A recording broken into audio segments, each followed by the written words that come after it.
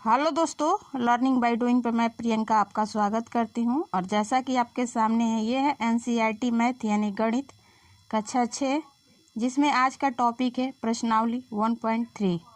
Video start करें उससे पहले अगर आप हमारे चैनल पर नए हैं तो वीडियो को लाइक करके चैनल को सब्सक्राइब करके आल का बटन प्रेस कर दे, ताकि डेली के आने वाले जो वीडियो हैं आपको ईजिली मिल सके। तो दोस्तों, इसमें सबसे पहले आपसे पूछा गया है कि व्यापक नियम का प्रयोग करते हुए निम्नलिखित में से प्रत्येक का आकलन कीजिए। व्यापक नियम का मतलब होता है दोस्तों कि किसी भी संख्या के निकट की संख्या को मानकर जोड़ना हो, घटाना हो, गुणा करना हो या भाग करके हम संख्या को प्राप्त कर लेते हैं। तो जैसा कि क्वेश्चन नंबर ए दिया है आपके सामने, वो है कि 730 प्लस 998 का व्यापक नियम का प्रयोग करके इसको आकलन कीजिए यानी जोड़िए। तो दोस्तों, हम जब सवाल को बनाएंगे तो दोस्तों हमारी संख्या जो बनेगी 730 यानी 750 रहता तो हमारी संख्या जो है 800 के करीब बनती, लेकिन ये 750 से कम है तो ये 700 के करीब बनेगा। और दूसरी संख्या जो बनेगी वो 998 है यानी 1000 के करीब बनेगी। ठीक है, और दोनों को जोड़ देंगे तो हमारा जो हो जाएगा 1700। ठीक है, इसका आंसर यानी जो होगा वो 1700 के करीब होगा। ठीक है, अगला प्रश्न है।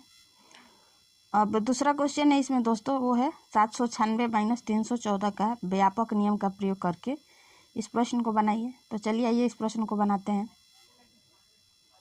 तो दोस्तों, जो सब अब इस सवाल को बनाएंगे तो हम घटाएंगे। इसमें से 6 में से 4 गया, कितना बचा? 2। 9 में से गया 8 और 7 में से 3 गया 4, यानी 482 बोले तो हमारी संख्या जो बनेगी वो 500 के करीब बनेगी। ठीक है, अगला प्रश्न है आपके सामने, वो है दोस्तों कि 12904 प्लस 2888। तो जब हम इस संख्या को व्यापक नियम का प्रयोग करेंगे तो 12904 को हम बनाएंगे दोस्तों। क्या करेंगे? इसको जोड़ लेंगे। तो जोड़िए, 12904 प्लस 8 8 8 प्लस 2। जब हम इसको जोड़ेंगे तो हमारी संख्या बनेगी 8 4 12 और एक हासिल बचा, तो कितना बचा? तो हमारी संख्या बनेगी दोस्तों वो है 8 1 9 और 8 8 16 1 17 और 2 2 4 1 5।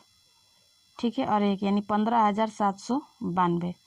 तो हमारी व्यापक नियम के अनुसार जो संख्या बनेगी वो बनेगी दोस्तों। तो दोस्तों हमारी संख्या बनेगी करीब करीब 16000 के। ठीक है, अगला प्रश्न है। तो दोस्तों संख्या है आपका 28,292 में से 21,496 को घटाना है।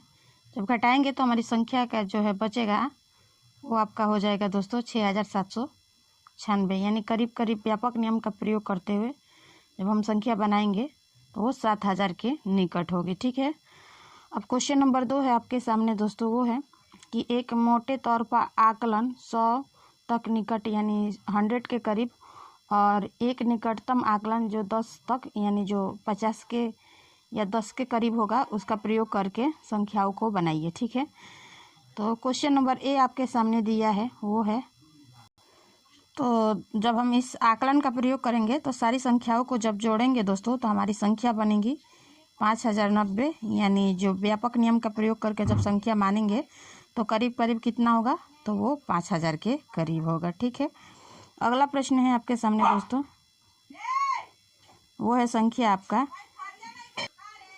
1,08,734 माइनस 47,599 को घटाकर व्यापक नियम का प्रयोग करते हुए बताइए कि संख्या क्या होगी। तो दोस्तों जब हम इस संख्या को बनाएंगे तो 1,08,734 में से 47,599 को घटाएंगे तो हमारी संख्या बनेगी 61,135, यानी व्यापक नियम का इसका प्रयोग करेंगे तो हमारी संख्या बनेगी दोस्तों 61,100। ठीक है, ये इसका आंसर होगा। अगला प्रश्न है। तो दोस्तों एक इस क्वेश्चन में से भी इसको घटाना है। तो 5 में से 1 गया 4 और 2 यहाँ बचा, तो यहाँ से 3 में से हासिल लिए तो 12 में से 9 गया 3, यहाँ भी 12 बचा, हासिल लिए तो 8, 12 में से 4 गया 8 और 7 उतारेंगे तो हमारी संख्या बनेगी 7834। जो कि व्यापक नियम के प्रयोग करते हुए हम सवाल को बनाएंगे तो हमारी संख्या बनेगी 7800 के करीब। ठीक है, ऐसे ही अगला प्रश्न है, इसको भी घटाना ही है। चलिए आइए इसको बनाते हैं। तो दोस्तों जब इसका सवाल बनाएंगे तो इसमें से घटाएंगे तो हमारी संख्या बनेगी 4,40,983 और व्यापक नियम के अनुसार ये संख्या बनेगी आपका 4,40,900। ठीक है, ये इसका आंसर हो जाएगा। ऐसे ही अगला क्वेश्चन दिया है दोस्तों कि व्यापक नियम का प्रयोग करते हुए निम्नलिखित गुणनफलों का आकलन ज्ञात कीजिए। तो दोस्तों जब हम इस प्रश्न को बनाएंगे तो दोस्तों इसको जब व्यापक नियम का प्रयोग करके बनाएंगे तो ये हमारी संख्या है 578। ठीक है, तो यानी 600 के करीब होगी और ये है आपका 161 यानी 200 के करीब। जब इसको मल्टीप्लाई करेंगे तो हमारा आंसर बनेगा 120,000। ठीक है, ये इसका आंसर हो जाएगा। यानी कई दहाई सैकड़ा हज़ार 10,000 लाख यानी 1,20,000 के करीब करीब बनेगा। ठीक है, अगला प्रश्न है, क्वेश्चन नंबर 2 है आपके सामने दोस्तों, वो है 5,281। ठीक है, से गुणा कराना है 3,491 के। तो इसको हम मान लेंगे दोस्तों आपका 5,000 के करीब बनेगा। ठीक है, और गुणे ये 3,491 है तो 3,500 का। जब गुणा करेंगे तो हमारी संख्या बनेगी 1,75,000 के करीब। ठीक है, ये इसका आंसर हो जाएगा। ठीक है, अगला प्रश्न है आपके सामने, क्वेश्चन नंबर सी, 1,291 गुणे 592। ठीक है, तो ये 1,291 है तो हम इसको मान लेते हैं दोस्तों आपका। तो इस प्रश्न को सॉल्व करेंगे दोस्तों तो हमारा संख्या बनेगा 1,300 के करीब और गुणे ये संख्या बनेगी 600 के। और जब गुणा करेंगे तो 3 78 और 1 2 3 4 0 लगा देंगे तो ये हमारा व्यापक नियम के अनुसार हमारी संख्या बनेगी 7,80,000। ठीक है, अगला प्रश्न ये है 9,250 गुणे 2,900। ठीक है, तो इसका भी व्यापक नियम का प्रयोग करके हमें संख्या को बनाना है। तो हम इस संख्या को मान लेंगे करीब करीब कितना 10,000 के करीब मान लीजिए ताकि आसान हो जाए। ठीक है, 1 2 3 4 और गुणे 29 है तो इसको 30 के करीब मान लीजिए। ठीक है, और जब गुणा कराएंगे तो आपकी संख्या बनेगी